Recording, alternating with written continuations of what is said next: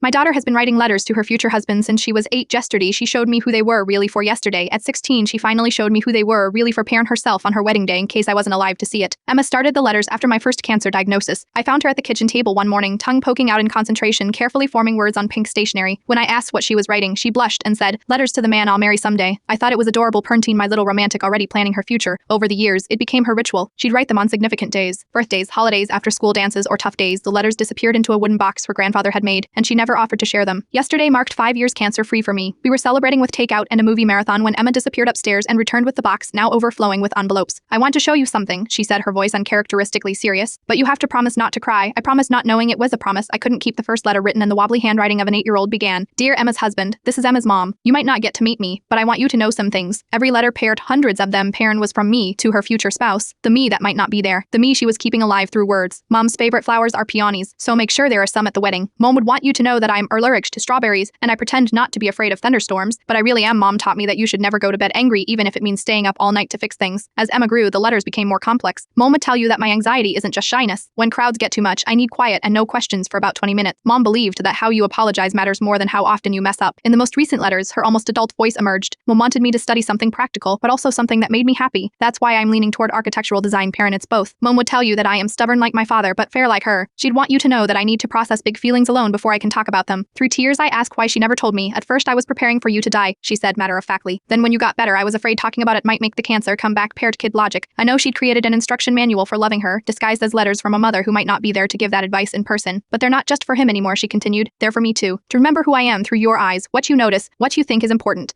Last night, I wrote my first real letter to my daughter's future spouse, not the ghost-written ones she imagined, but my actual hopes for the person who will someday share her life. Then I wrote one to Emma herself to open on her wedding day, whether I am physically present or not, because I realized something profound. My daughter hasn't just been preparing for my absence. She's been ensuring my presence, one letter at a time. We often worry about leaving enough money for our children's futures. Emma reminded me that sometimes what they're really collecting is enough of us to carry forward, our wisdom, our observations, our way of seeing them parent after the hugs and conversations end.